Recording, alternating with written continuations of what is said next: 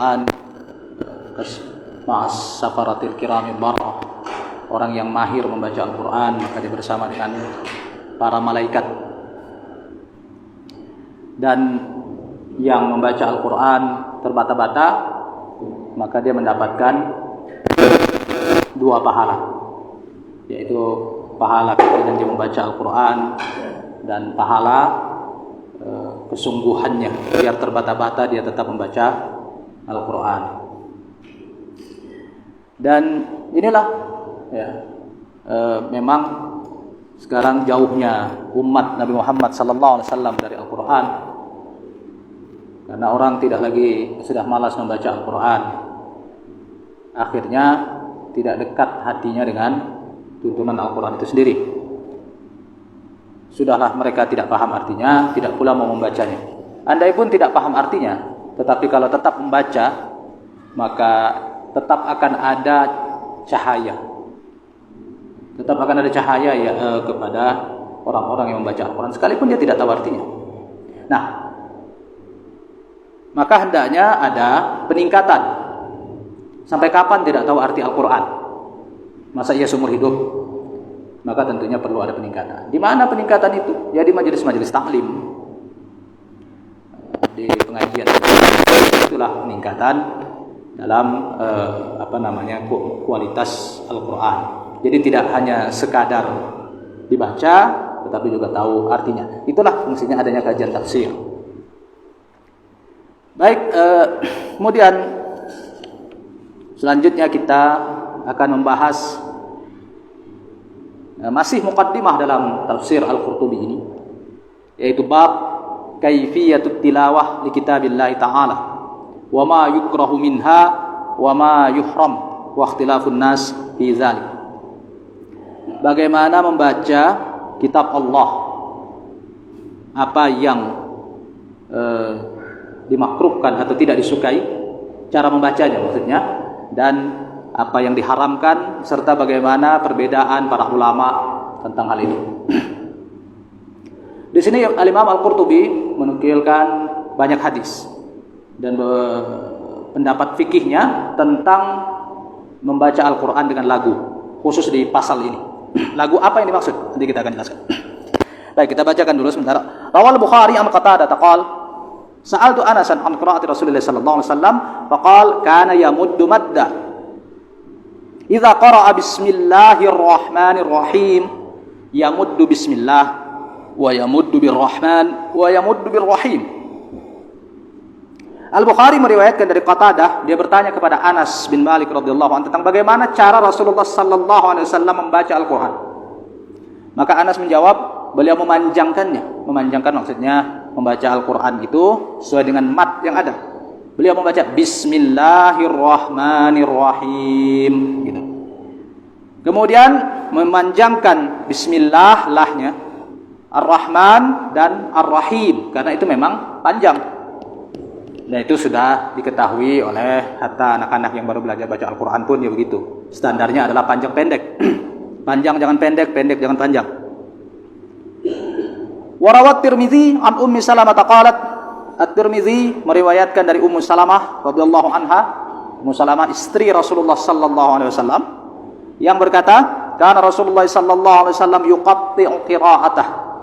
Yaqul alhamdulillahi rabbil alamin thumma yaqif ar-rahmanir rahim thumma yaqif wa kana yaqra'uha maliki yaumiddin. Pendek.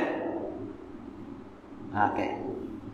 At-Tirmizi meriwayatkan dalam sunannya dari Ummu Salamah radhiyallahu anha, Rasulullah sallallahu alaihi wasallam membaca ayat Al-Fatihah ini sepotong-sepotong. Maksudnya dengan potongan-potongan. Beliau membaca alhamdulillahi rabbil alamin, berhenti. Ar-Rahmanir Rahim, berhenti. Tsumma yaqif. Kemudian ada tambahan berikutnya, wa kana yaqra'uha maliki yaumiddin. Maliki yaumiddin. Tidak panjang. Dan ini adalah salah satu qiraat, yaitu qiraat bahkan paling banyak begini. Yang jelas Nafi', Ibnu Katsir, Abu Amir, pendek semua begini. Justru yang Maliki Yaumiddin itu seingat saya cuma Asim dan beberapa lagi. Maliki Yaumiddin. Lalu At-Tirmizi mengatakan hadisun gharib. Hadis ini gharib. Gharib itu artinya tersendiri sanadnya itu dan menunjukkan hadis ini lemah. Dan memang hadis ini lemah. Hadis ini lemah sanadnya, dhaif. Karena At-Tirmizi dalam sanadnya ini meriwayatkan dari Ibnu Juraij, dari Ibnu Abi Mulaikah, dari Ummu Salamah radhiyallahu anha. Sementara Ibnu Juraij adalah seorang mudallis, dan At-Tirmizi menjelaskan setelah hadis ini, walaisa bi isnad, seingat saya kalimatnya walaisa bi isnadihi walaisa isnaduhu bi muttasil fa innal laisa ibn Sa'ad rawa an Ibni Abi Mulaikah an Ya'la ibni Malik atau Ya'la ibni siapa begitu. Hadis ini punya kelemahan, yaitu ada keterputusan sanad antara Ibnu Abi Mulaikah dengan Ummu Salamah. Intinya hadis ini dhaif. Jadi dan riwayat yang sahih, yaitu riwayat bukan yang sahih. Maksudnya yang paling baik sanadnya dari riwayat ini, yaitu riwayat Lais bin Sa'ad radhiyallahu anhu dari Ibnu Abi Mulaikah, adalah tidak ada penambahan kata Maliki Yaumiddin. Jadi tidak ada Rasulullah sallallahu alaihi wasallam dalam hadis ini menyebutkan Maliki Yaumiddin secara pendek. Jadi bacaan Maliki Yaumiddin atau Maliki Yaumiddin adalah dua bacaan yang mutawatir atau dua bacaan yang memang ada dalam bacaan-bacaan yang boleh dibaca qiraat masing-masing. Ya, kalau qiraat kita ya qiraat Asim, baik jalur Syu'bah maupun jalur Hafs yang membacanya Maliki Yaumiddin. Tidak ada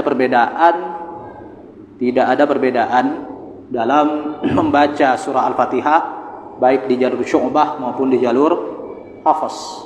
Semuanya sama kalau Al-Fatihah.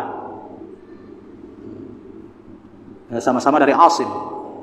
Kemudian qiraat lain kalau kita dengar di Maroko misalnya, mereka membaca pendek Maliki Yaumiddin.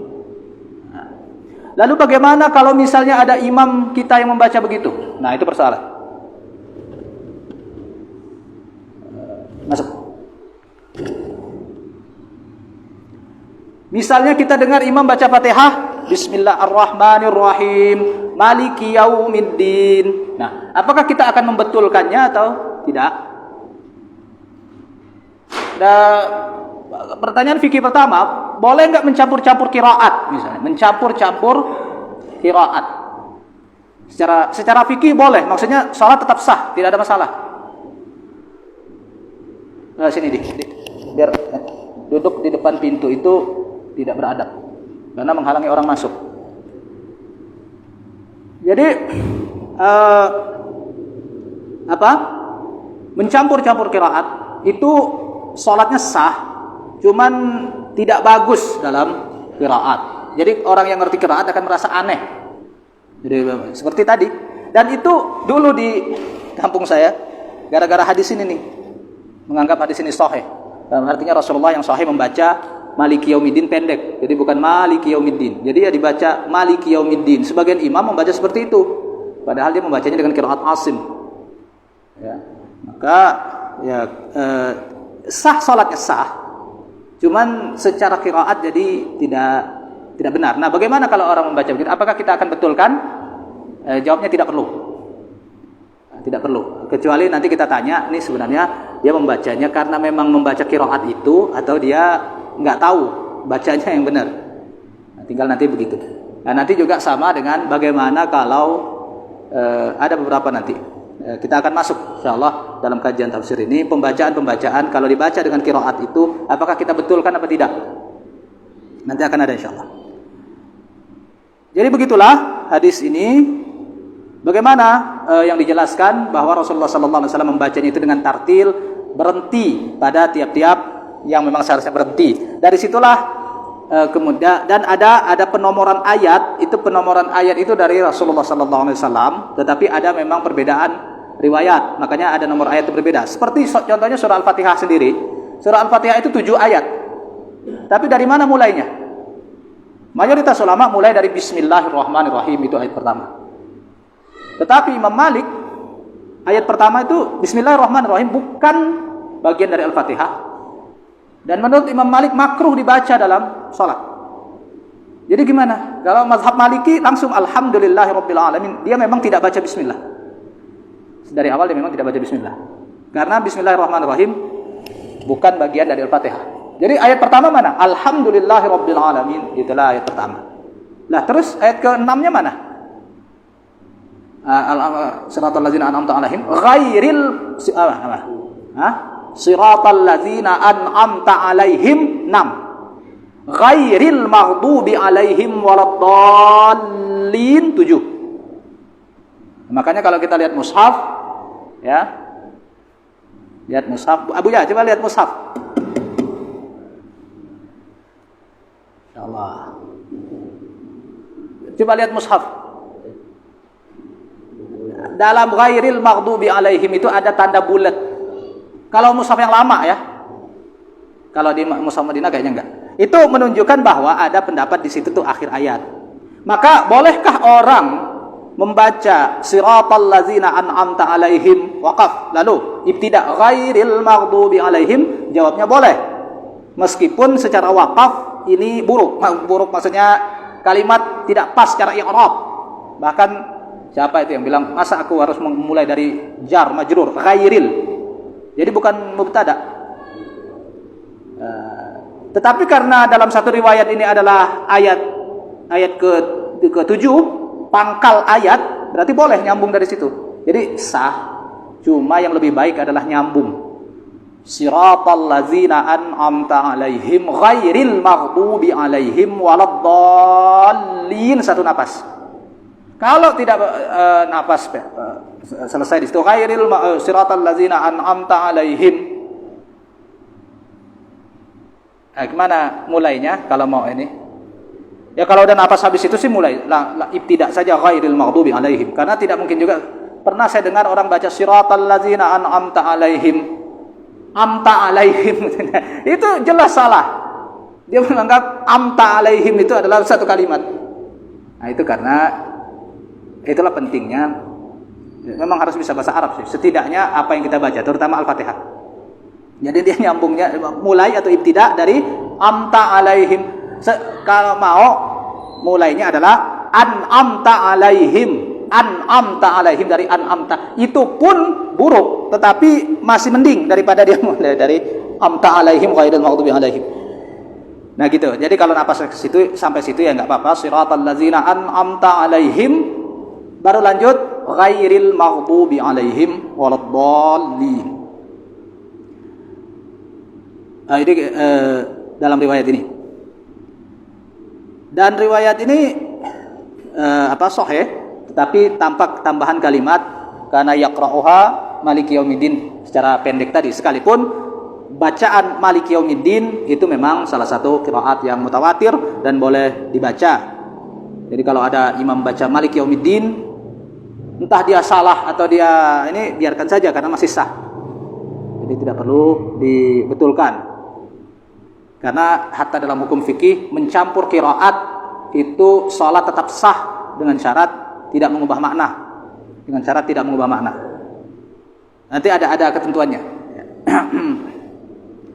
Kemudian berikutnya, waruya 'an Nabi sallallahu alaihi wasallam annahu qala ahsanun nasi sautan man idza qara'a ra'aitahu yakhshallahu ta'ala. Manusia yang paling baik diriwayatkan dari Nabi sallallahu alaihi wasallam, beliau mengatakan manusia yang paling baik suaranya adalah yang apabila dia membaca Al-Quran, engkau lihat dia merupakan orang yang takut kepada Allah. Dan itu nggak bisa dibuat-buat. Akan kelihatan siapa orang yang benar-benar khusyuk membaca Al-Quran, siapa yang tidak.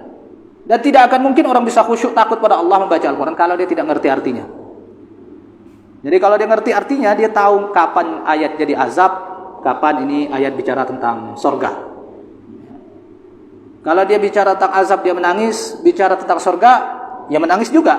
Enggak mungkin dia ketawa ketika membaca ayat tentang surga.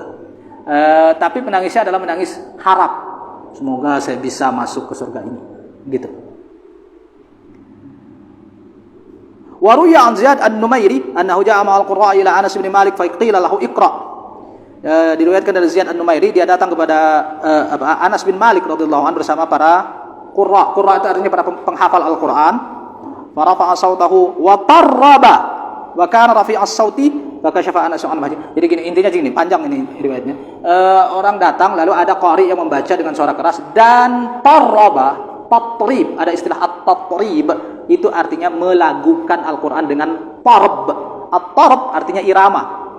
Makanya ada istilah alatut tarb. Alatut tarb artinya alat musik. Ya. Makanya kitabnya Syekh Nasiruddin Al-Albani, Tahrimu Alatut Tarb, artinya haramnya alat musik. At-tarb artinya irama. Tatrib artinya mengiramakan atau melagukan Al-Quran. Maka Anas tidak suka dan mencegahnya.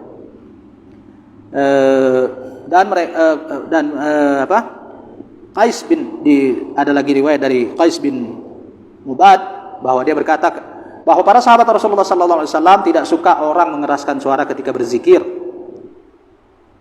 Al-Qurtubi melanjutkan, dan di antara orang yang tidak menyukai baca Al-Qur'an dengan suara keras adalah Sa'id ibn Musayyib, Sa'id ibn Jubair, Qasim ibn Muhammad, Hasan, maksudnya Hasan Al-Basri kalau disebut Hasan saja, wa Ibnu Sirin, wa Nakhai, wa ghairuhum. Wa karihahu Malik bin Anas wa Ahmad bin Hanbal, kulluhum kariha raf'a sauti al-Qur'an bil Qur'an wa tatrib fih. Di antara para imam yang juga memakruhkan membaca Al-Qur'an dengan lagu adalah Imam Malik bin Anas dan Ahmad bin Hanbal. Semuanya memakruhkan membaca Al-Qur'an dengan suara yang keras dan mengiramakannya. Diriwayatkan bahwa Sa'id bin Musayyib pernah mendengar Umar bin Abdul Aziz jadi imam. Umar bin Abdul Aziz gubernur di Madinah, dan Sa'id bin Musayyib adalah ulama di Madinah. Lalu Umar membaca dengan melagukan Al-Quran, maka Sa'id memberi surat kepadanya, aslahakallah, innal a'immata la taqra'u hakaza. Para imam tidak membaca seperti itu. Maka Umar bin Abdul Aziz pun tidak lagi mengiramakan Al-Quran. Ini antara lain riwayat orang-orang yang memakruhkan pembacaan Al-Quran dengan lagu. Ini adalah pendapat Imam Al-Qurtubi dalam tafsirnya. Dan itu adalah pendapat mazhab Maliki, bahkan mereka mengharamkan pelaguan Al-Qur'an. Lalu bagaimana? Ini sebenarnya panjang ini, biar ringkas saja. Lalu sebenarnya bagaimana tentang pelaguan itu sendiri? Sementara, di sini Al-Qurtubi juga sebagai bukti amanah ilmiah, beliau menyebutkan adanya wa ajazat ta'ifatun raf'as sauti wa ajazat ta'ifatun raf'i. Ayo sini. Wa ajazat ta'ifatun raf'as sauti atau raf'is sauti?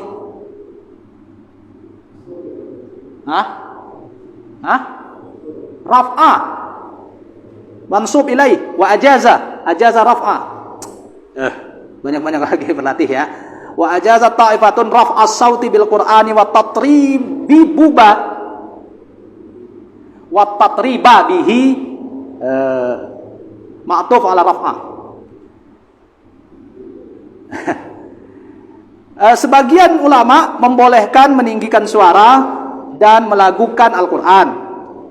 Karena apabila dilagukan dengan suara yang bagus, maka itu akan lebih menyentuh perasaan orang yang mendengar, ya kan? Nah, begitu alasan sebagian ulama.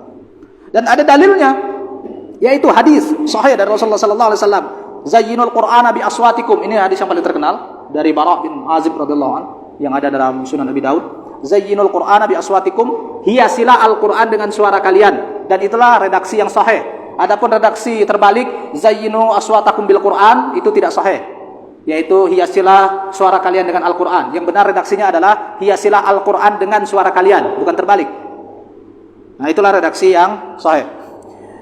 Kemudian dalam hadis riwayat Muslim juga Rasulullah sallallahu alaihi wasallam bersabda, "Laisa minna man lam yatakanna bil Qur'an." Bukanlah golongan kami yang tidak melagukan Al-Quran, lam yatakanna bil Qur'an. Al-Qurtubi termasuk yang membelokkan hadis ini dengan mengatakan yatakanna itu artinya yastaghni, artinya mencukupkan diri dengan Al-Quran, dan itu adalah tafsiran Sufyan bin Uyainah. Tetapi tafsiran Sufyan bin Uyainah ini dibantah oleh muridnya, yaitu Muhammad bin Idris Asy-Syafi'i, Imam Syafi'i membantah, mengatakan enggak seperti itu.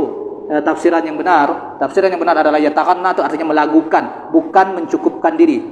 bukan dari kata istaghna. Nah, jadi melakukan Al-Quran dengan dalil-dalil. Makanya Al-Imam Syafi'i rahimahullah termasuk orang yang membolehkan membaca Al-Quran dengan lahan. Lahan itu artinya lagu. Sebagaimana yang beliau ungkapkan dalam kitab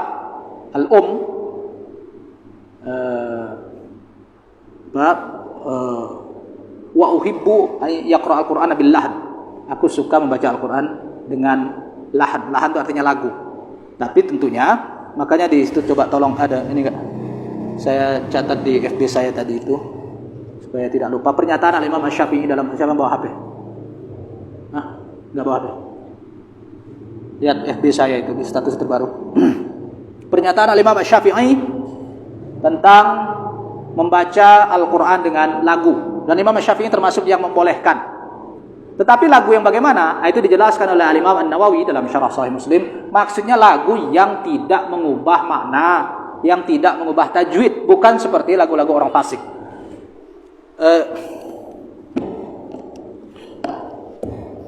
Masalah pendapat para ulama di sini, ini ada kitab An-Nawazil Al-Fiqhiyah Al-Muta'alliqah bil Qur'an Al-Karim, sebuah kitab baru. Ini kitab baru terbit yang merupakan disertasi doktor kayaknya di Saudi. Ada bahasan khusus tentang masalah bagaimana membaca Al-Quran dengan lagu-lagu yang dikenal saat ini. Lagu-lagu dikenal saat ini itu yang biasa dibawakan orang-orang para qori ya, dengan suara yang melengking. Itu bagaimana hukumnya menurut para ulama? Mayoritas ulama tidak membolehkan itu. Bahkan saya yakin kalau misalnya melihat pembacaan model begitu, para ulama-ulama terdahulu tidak akan ada satupun yang membolehkannya. Model begitu ya. Artinya apalagi terkesan menjadikan Al-Quran sebagai musik. Lah. Jadi makna singkatnya saja, makna melagukan Al-Quran bukan seperti itu, tetapi membaca Al-Quran dengan suara indah. Nah, pertanyaan berikutnya di sini penulis kitab ini melakukan tahrir mahalin niza', artinya menjelaskan mana poin perbedaan pendapat para ulama tentang lagu itu. Gini, yang jadi masalah adalah para ulama telah sepakat sunnahnya membaca Al-Quran dengan suara yang bagus. Sebagaimana kata Imam An-Nawawi dalam kitab At-Tibyan fi Adab Hamalatil Quran, ajma'al ulama'u minas salafi wal khalafi minas sahabati wat tabi'in wa man ba'dahum min ulama'il amsari a'immatal muslimina ala istihbabi tahsin as-saut bil Quran. Para ulama semua telah sepakat sunnahnya dari kalangan salaf maupun khalaf dan para imam, sunnahnya membaca Al-Quran dengan suara yang merdu. Itu udah ijma'. Jadi membaca Al-Quran jangan hendaknya melatih suara supaya merdu untuk membaca Al-Quran dengan baik. Itu disepakati sunnah oleh semua ulama. Nah, karena dasar dalam hal ini adalah hadis yang tadi kita bacakan, zayyinul Qur'ana bi aswatikum, hiasilah Al-Quran dengan suara kalian supaya Al-Quran itu indah terdengar. Dan pasti ya, semua orang pasti akan berbeda kan mendengar orang baca Quran biasa-biasa saja dengan pakai lagu. Pasti beda kan rasanya di hati? Pasti beda. Coba kalau dengar orang yang bacaannya jelek dengan bacaannya yang lagunya sumbang dengan yang lagunya merdu. Beda nggak? Ya pasti beda. Nah, kita disunnahkan untuk membaca dengan lagu merdu itu. Nah, jadi itu disepakati. Tapi mereka wattafaqu ala tahrimil qiraati bil alhanil musiqiyah in tarattaba ala zalika ziyadah aw naqs fil huruf kamad maqsurin wa qasri mamdudin wa tahrimi sama'iha. Mereka juga sepakat haramnya membaca Al-Quran dengan lagu-lagu musik apabila itu menyebabkan terjadinya penambahan dan pengurangan dalam huruf mad, idgham dan lain sebagainya. Jadi dipanjang-panjangin sampai melewati kaidah tajwid. Maka itu mereka sepakat diharamkan karena itu akan mengubah arti dan langgam Al-Quran itu sendiri. Kemudian apa yang dibahas atau yang diberikan pendapat, yaitu apabila orang membaca Al-Quran dengan maqamat, namanya maqamat. Maqamat itu lagu-lagu itu. Kita mengenal 7 lagu atau 8 lagu. Mulai dari Bajyati, Sabah, Sika, Jiharkah, Rast, Ajam, Nahawan. Itu Kurdi itu Bayati. Kurdi itu Ajam. Ya, artinya dari 7 lagu itu Boleh nggak sih pakai begituan? Itulah intinya. Itu yang khilafiyah para ulama. Pendapat pertama mengatakan tidak boleh. Dan ini dinisbahkan kepada tahrim, haram. Dan itu adalah pendapat sebagian para ulama salaf, para ulama Malikiyah, sebagian Hanafi, sebagian mazhab Hambali, dan itu yang dipilih oleh Ibnu Taimiyah dan Ibnu Qayyim. Dan di antara ulama muasirin adalah ulama yang tergabung dalam Komisi Tetap Fatwa Arab Saudi, Lajnah Ad-Daimah, dan Syekh Abdul Aziz bin Abdullah bin Baz. Pendapat kedua, karahah, makruh. Tidak haram tapi makruh. Ini adalah pendapat sebagian ulama Malikiyah, dan huwa zahir kalami Ahmad. Zahir kalam Ahmad. Maksudnya kalam, karena kan kalam Imam Ahmad itu banyak. Nah, yang paling zahir, yang paling sepertinya yang paling tepat yang beliau maksudkan adalah ini, yaitu makruh. Wa bihi qala aktsaru ashabihi, dan ini adalah pendapat kebanyakan ulama mazhab Hambali, yaitu memakruhkan itu, tidak sampai haram. Wa ikhtarahul majlis ilmi bil hayy li tahfizul Qur'an al-Karim. Di antara ulama modern adalah Majelis Tinggi Tahfizul Qur'an al-Karim. Saya tidak tahu ini di mana tempatnya ini. Kemudian pendapat ketiga. Pendapat ketiga adalah boleh. Wa bihi qala ba'dul Hanafiyah. Ini adalah yang di pendapat sebagian mazhab Hanafi wal Imam Syafi'i, dan Imam Syafi'i wa ashabuh, dan para pengikutnya, wa ba'dul mu'asirin, dan sebagian mu'asirin. Pendapat keempat adalah malah sunnah. Itu adalah pendapat Ibnu Al-Arabi. Nah, tapi ini kita abaikan saja karena sendiri saja Ibnu Al-Arabi. Al-Imam Syafi'i mengatakan itu dalam kitab Al-Dan dapat enggak? Hah? Enggak punya FB ini? Status saya. Karena kalau bawa lagi kitab Al-Nya di sini, ini aja udah nggak penuh, 2 kitab saja udah nggak penuh di meja. Bagaimana kalau dibawa lagi?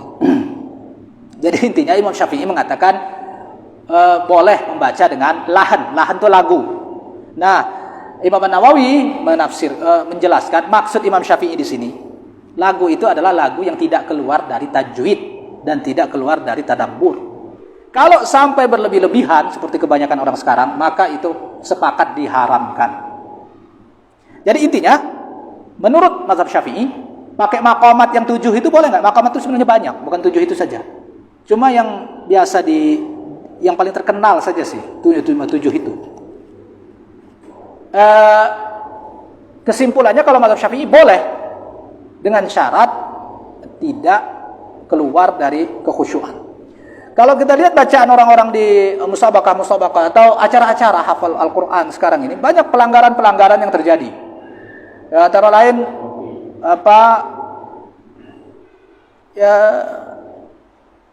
kepanjangan juga banyak kadang-kadang, atau tidak khusyuk lagi. Makanya bahkan sampai ada orang yang nyawer Al-Quran, pembaca qori aku jadi kayak penyanyi dangdut, disawer. Ada itu, ada di YouTube-nya. Coba aja cari. Jadi menyawer pembaca Al-Quran itu jelas penghinaan terhadap Al-Quran itu sendiri dan pembacanya. Ini adalah kerjaan biasanya adalah orang-orang yang suka lagu. Jadi Al-Quran dijadikan kayak lagu, seperti kerjaan orang-orang fasik. Waliyahzubillah. Maka itu yang disindir dalam banyak hadis Rasulullah SAW. Banyak orang nanti melakukan Al-Quran tidak keluar dari tenggorokannya, tidak ada khusyuknya, dan juga tidak ada tadaburnya. Ya, bahkan sampai semuanya sering teriak-teriak Allah gitu. Maksudnya apa itu coba? Pada kalimat yang tidak sesuai pun tetap aja teriak Allah. Itu ada ceramah dari Dr. Aiman Suaid yang mengkritik hal itu, dan jadi atau dalam azab neraka pun mereka tetap aja Allah yaftah alaik, Allah yazid alaik. Semoga Allah menambahkan kepadamu. Menambahkan apa? Menambahkan neraka. Ya, jadi ada kalimat yang tidak tepat, dia tetap aja karena tidak tadabbur, makanya itu diharamkan karena mereka telah membaca. Tapi kalau misalnya gini, membaca ayat tersebut dengan lagu-lagu tadi, karena memang boleh dibilang, kalau untuk pertanyaan berikutnya gini, boleh nggak kita berlatih untuk membaguskan bacaan Al-Quran dengan perantaraan lagu-lagu itu? Karena bagaimana caranya berlatih membaguskan bacaan Al-Quran kalau tidak dengan perantaraan lagu itu? Bisa saja. Tapi intinya yang paling mudah dilakukan orang-orang sekarang. Karena kalau pakai yang suaranya bagus seperti Abu Musa al-Asy'ari misalnya, di mana Rasulullah sallallahu alaihi wasallam mengatakan Allah telah memberikan kepadamu kenikmatan mizmar. Mizmar itu serulingnya Daud, min mazamiri ali Daud. Suaramu yang bagus ini seakan-akan kau diberikan suara seruling Nabi Daud. Itu ada dalam Sahih Bukhari. Bahkan setelah itu kata Abu Musa, wah kalau aku tahu engkau mendengar ya Rasulullah, akan kuperindah lagi itu suara. Nah, itu menunjukkan apa? Boleh memperindah suara itu dengan cengkokan-cengkokan kita sendiri. Nah, lalu para ulama ini yang mengharamkan ini terutama di kalangan mazhab Maliki, termasuk Al-Qurtubi dalam tafsir ini, mengharamkan lagu-lagu tersebut. Padahal sebenarnya kalau kita perhatikan, bukan inti lagu, bukan lagu-lagu itu yang diharamkan. Yang diharamkan adalah pertama, tasyabbuhnya dengan orang-orang fasik apabila dia menjadikan lagu-lagu Al-Quran, bacaan Al-Quran itu sebagai lagu-lagu yang menghilangkan kekhusyuan tadabbur. Tapi kalau lagu-lagu itu malah menambah tadabburnya, maka itulah yang kata Imam Syafi'i dibolehkan. Karena di dalam sebelum kalimat itu tadi nggak dapat juga. Apa kata Imam Syafi'i di situ? Kita baca. Ada harokatnya Pak? Iya baca.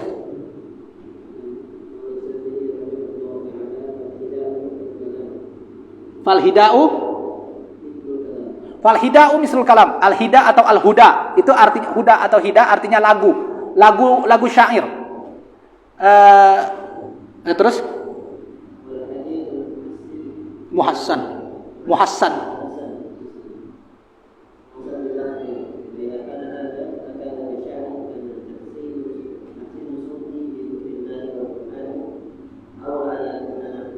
Nah, itu alasan Syafi'i. Jadi gini, kan biasa orang membaca syair, itu yang dinamakan dengan huda atau hida, yaitu membaca syair dengan lagu-lagu. Gimana sih? Kalau kita pun juga ada lagu kan, pantun itu ada lagu kan, ada rima, ada kayak gitu. Kalau nggak gitu nggak indah. Ya, syair Arab pun ada lagunya. Aslinya dari kata al-hida itu adalah lagu yang biasa dipakai oleh pemilik onta untuk memecut ontanya. Jadi dinyanyiin dulu baru onta mau jalan. Kalau nggak nyanyi, onta nggak jalan. Itu aslinya. Itu yang disebut dengan hida atau huda. Nah, dalam syair itu diperindah. Imam Syafi'i itu adalah ahli bahasa Arab. Maka kata Imam Syafi'i, kalau dalam syair aja itu bagus, apalagi dalam Al-Quran. Nah, itu alasannya. Jadi maksudnya, apabila syair, dan Rasulullah mendengarkan syair, menyuruh Hasan sebelum kalimat itu, Imam Syafi'i menyebutkan tentang Rasulullah sallallahu alaihi wasallam yang mendengarkan syair. Bagi pemirsa yang bisa meneliti kitab Al-Um, langsung ke kitab bahasan ini adalah kitab Syahadah, Kitabul Qadha, bab syahadatul fasiq atau syahadatul qazif kalau tidak salah. Babnya bicara tentang persaksian orang fasik atau orang qazif yang menuduh berzina, diterima apa tidak. Kenapa jadi ngebahas ini? Ada sedikit tadinya aslinya membahas tentang persaksian orang. Lalu kemudian Imam Syafi'i membahas orang yang suka lagu persaksiannya diterima enggak? Orang yang suka musik. Kata Imam Syafi'i orang yang suka musik persaksiannya tidak diterima karena dia orang fasik. Lalu bagaimana kalau musiknya musik syair? Nah, boleh. Bagaimana dengan Al-Qur'an? Boleh gitu. Jadi intinya begitu. Silakan cek sendiri di kitab Al-Um. Jilid terakhir itu, sebelum kitab Ikhtilafu Malik. Lalu kemudian itulah alasannya. Jadi kalau membaguskan suara dalam syair itu bisa menyentuh hati orang, apalagi kalau dalam Al-Quran. Dari sini diperoleh kesimpulan hukum bahwa kalau itu memang makin membuat orang khusyuk dalam Al-Quran. Ada komentar? Ada komentar? Apa? Apa? Hah? Bohong. Enggak, suara di mikrofon ada enggak? Ada ya, alhamdulillah lah. Melakukan Al-Quran dalam hal ini yang dibolehkan oleh Imam Syafi'i tadi adalah lagu-lagu yang akan makin menyentuh. Maka kesimpulannya adalah agak panjang lagi pembahasan tentang itu. Kesimpulannya adalah boleh melakukan dengan lagu-lagu tersebut dengan syarat tidak tasyabbuh dengan orang-orang fasik, ya ahli bid'ah yang seringkali menjadi suka dengan lagu sampai akhirnya dia lupa dengan tadabbur terhadap Al-Quran. Akhirnya apa? Kefasikan itu membawa kefasikan yang lain. Sampai para qori disawer kayak penyanyi. Nah, itu kan jelas kefasikan. Kalau sampai seperti itu maka diharamkan. Yang kedua adalah kekhusyuan, tidak keluar dari hukum-hukum tajwid. Hukum-hukum tajwid yang harusnya 6 harakat jadi 10 harakat demi mencocokkan ke lagu, idgham jadi diperhalus karena untuk mencocokkan lagu dan lain sebagainya, maka itu diharamkan.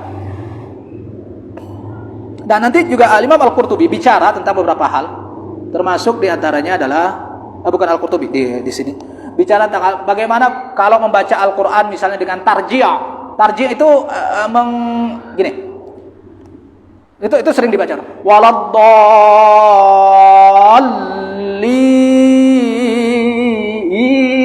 Nah, itu tarji' namanya. Itu boleh nggak? Boleh, karena berdasarkan hadis Abdullah bin Mughaffal yang ada dalam Sahih Bukhari bahwa dia mendengar Rasulullah sallallahu alaihi wasallam ketika dalam ontanya, ketika di atas onta membaca seperti itu. Inna fatahna laka fatham mubina. Ada tarji', cuma nggak tahu bagaimana menempatkan tarji' di situ. Mungkin pada idgham, inna fatahna laka fatham, itu tarji'. Fatham digoyang, itu namanya tarji'. Nah, itu yang dilakukan Rasulullah sallallahu alaihi wasallam. Bahkan dalam hadis ini Muawiyah radhiyallahu anhu ditanya, karena dia meriwayatkan dari Abdullah bin Mughaffal ini, bagaimana caranya tarji'nya? Katanya gini, itu yang tertulis dalam Sahih Bukhari.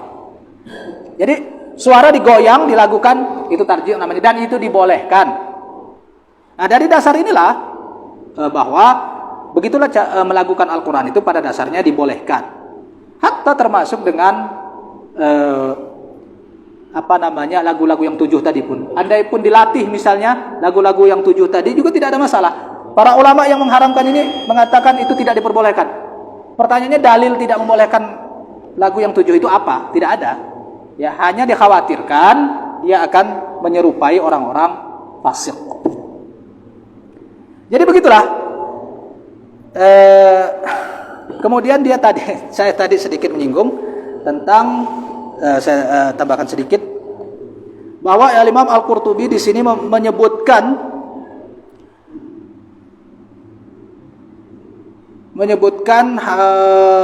haramnya atau makruhnya membaca Al-Quran dengan suara keras dan melakukan nabar. Apa itu nabar? Nabar yang dimaksud Al-Qurtubi di sini adalah gini, dalam ilmu tajwid modern sekarang ini orang menyebut satu istilah namanya nabar yang tidak dikenal oleh para imam terdahulu, ya. Istilah orang sekarang saja, tetapi dia diamalkan. Tapi bukan nabar itu yang dimaksud oleh Al-Qurtubi. Nabar itu artinya adalah menekankan suara pada huruf tertentu tanpa yang lain. Misalnya Bismillahirrahmanirrahim. Gimana ya? Kalau dibuat-buat susah. Jadi pada huruf tertentu ditinggikan, lalu diturunkan, ditinggikan lagi. Nabar itu meninggikannya itu. Nah, itu yang tidak diperbolehkan karena tidak ada tuntutannya. Buat apa? Nah, adapun nabar yang dipelajari dalam ilmu tajwid sekarang, maksudnya adalah menekankan suara kepada satu huruf untuk membedakannya dengan kalau maknanya berbeda. Gini, setidaknya ada pada 5 tempat. Di surah Al-Fatihah ada di 3 tempat. Iyyaka na'budu wa iyyaka nasta'in dan waladdallin. 3 itu harus ada nabar. Nabar itu artinya kita tekankan. Jadi gini, iya, iya-nya ditekan, jangan dipanjang. Iya, salah. Iyyaka itu nabar. Iyyaka na'budu, supaya di situ kan tasydid ya. Jadi ya-nya ada 2. Iyyaka na'budu wa iyyaka nasta'in. Lalu di waladdall, ketika mau nyebut lamnya dinabar karena dia tasydid. Jadi lamnya harus 2. Waladdallin ditekankan, ada huruf di situ. Itu yang ada dalam surah Al-Fatihah. Ketika ada tasydid, ketika ada mad lazim mustaqal kilmi, dan ketika berhenti di huruf hamzah. Huwallazi yusawwirukum fil arhami kaifa yasha. Harus ada. Nah, itu nabar namanya. Jadi kalau huwallazi yusawwirukum fil arhami kaifa yasha, datar salah. salah menurut qurra. Kalau sah sih sah. Itu namanya khata halahan khafi. Kalau di MTQ dikurangi 1 nih. Jadi apa sebelumnya? Wallazi sebelumnya surah Ali Imran ayat 3. Nazzalal Qur'an. Fis sama dia. Fis sama. Harus ada nekan. Fis sama. Itu nabar namanya. Itu. Jadi kalau ada hamzah di ujung, sebelum hamzah adalah huruf mat. Jadi statusnya adalah mat wajib muttasil ataupun munfasil. Tapi tidak mungkin munfasil berhenti. Wakaf di situ harus nabar. Kemudian, untuk membedakan antara mufrad dengan musanna. Falamma zaqash syajarah badat lahuma sawatuhuma. Surah Al-A'raf. Kalau orang bacanya falamma zaqash syajarata, salah dalam qiraat karena tidak ada nabar. Apa bedanya zaqa mufrad dengan zaqa musanna? Sementara di ayat itu adalah musanna. Jadi harus nabar. Falamma zaqash syajarata. Jadi kapan penekanannya qash pada huruf qa-nya itu untuk menunjukkan di situ ada alif yang tidak boleh terbaca karena iltiqa'u sakinain. Bertemunya dua sukun. An-Naml ayat 15. Wa ataina Dauda wa Sulaiman. Terus An-Naml 15. Ini hafiz Quran nih, Pak. Ini santri saya baikkan. Wa ataina Dauda wa Sulaiman apa? Al-hikmata wa qala alhamdulillahilladzi faddalana ala katsirin min ibadihil mu'minin. Wa qala mereka berdua berkata. Itu harus ada nabarnya. Wa qalal. Coba baca di Al-Qur'an deh. Daripada ente ngantuk. Surah An-Naml ayat 15. Kita minta waktu sedikit nih biar jelas. An-Naml ayat 15. Coba ente baca. Nah, kenapa saya sebut nabar di sini? Karena Imam Qurtubi menyebutkan di sini Imam Malik tidak menyukai nabar. Nabar yang dimaksud bukan nabar yang ini. 15. An-Naml surah keberapa? Ayo deh baca. Ayat 15.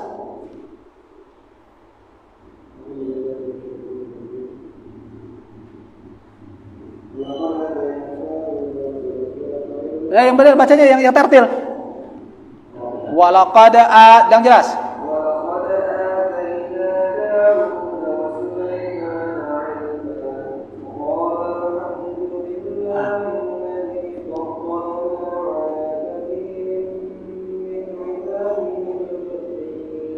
Sah bacanya, tapi kalau menurut Qur'an masih salah karena tidak ada nabar di situ. Wa qala alhamdulillah. Jadi sama seakan-akan kan itu wa qala alhamdulillah, mereka berdua Daud dan Sulaiman, dua orang musanna mengatakan, makanya qala. Tapi kalau Anda baca wa qala seakan satu orang saja yang mengatakan, entah Daud atau Sulaiman. Kan beda. Jadi bagaimana bacanya? Wa qalal, ada penekanan, itu namanya nabar. Wa qal belum diajarin ya dalam tajwid kemarin. Nabar. Waqalal jadi ada tekan dikit untuk membedakan antara waqala dengan waqala mufrad. Waqalal hamdulillahi rabbil alamin. Alhamdulillahilladzi faddalana ala katsirin min ibadihil mu'minin. Gitu.